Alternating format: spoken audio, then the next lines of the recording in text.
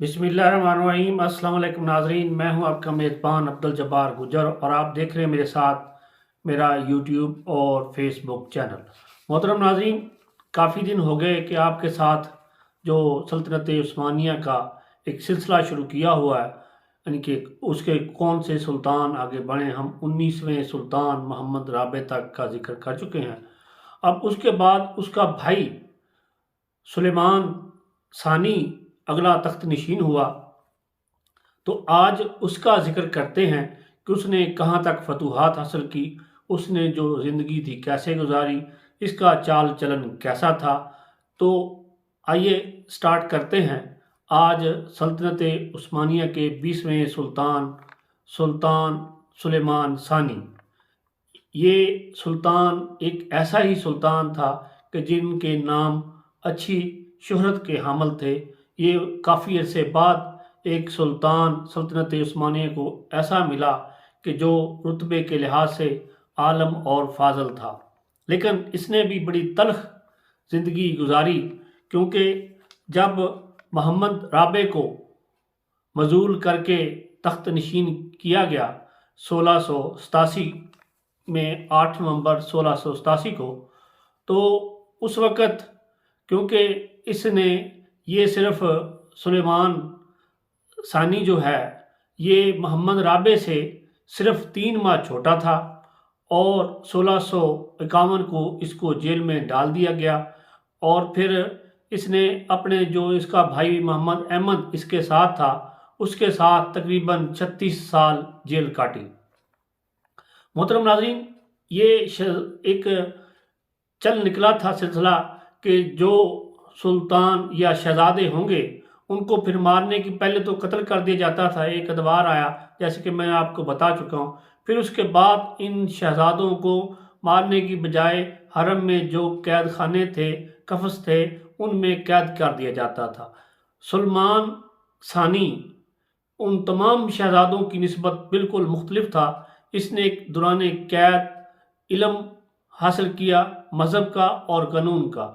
ये वहाँ जेल में या कैद खाने में इसकी जो 36 साला ज़िंदगी है, इसने अपने आप को एक मोतबर साबित करने के लिए और अपना जो लगाव था वो दीन की तरफ ले गया और इल्म कानून की तरफ।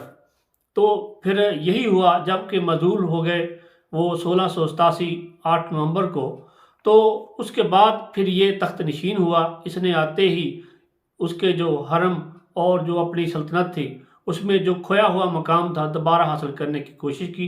अवाम पर इसने नरम हाथ रखा और उसके बाद फिर इसने जो इसका अगला जो सदर आज़म था मुस्तफ़ा पाशा, उसके साथ मिलकर तजारत में इसने वो नरमी पैदा की। फिर उसके अलावा इसने जो टैक्सेस थे, बेजा टैक्सेस लगे हुए अवाम गरीब अवाम पर, उसको ख़त्म कर दिया। ईसाइयों के लिए नरम गोशा रखते थे, उनको उनके अपने मज़हब के तौर पर आज़ादी के साथ रहने की इजाज़त दी। ये उन सब मुल्क में एक नई लहर दौड़ गई। मगर उस वक़्त जो कि बगावत थी फ़ौज में और दीगर चीज़ों में, उसने इस्तांबुल की गलियों में और बाज़ारों में तबाही मचाई हुई थी। कत्ल गारत की एक लंबी चौड़ी दास्तान थी।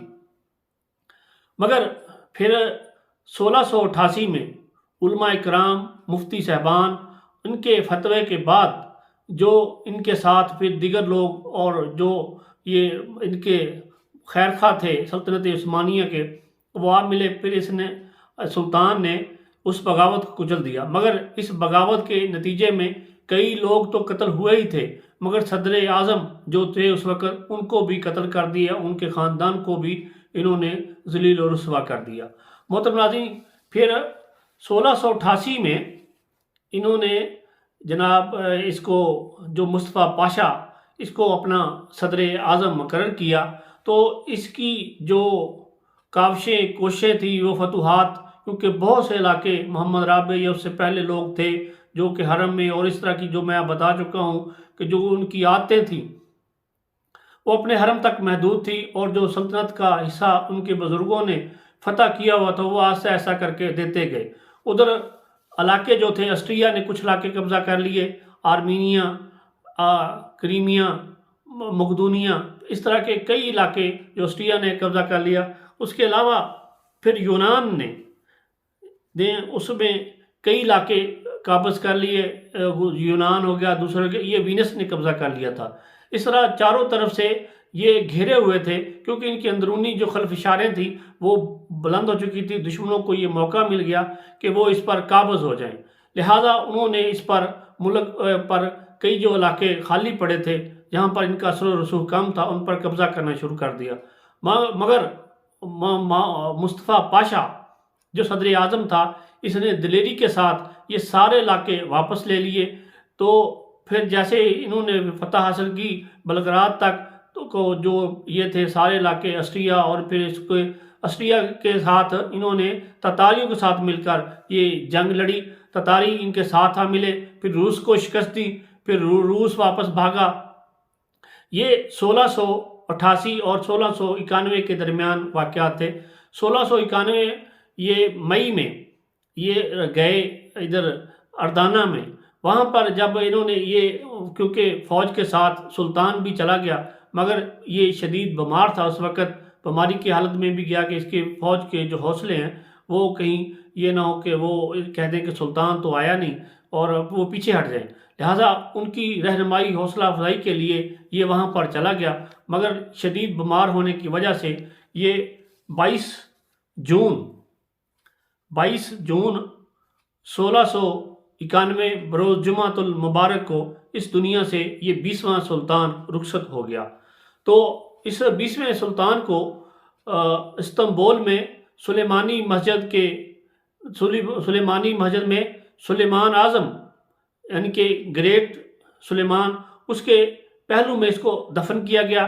تو محترم ناظرین، یہ تھا شارٹ سا ویلاگ، میں چاہتا تھا کہ آپ کے ساتھ شیئر کر دوں.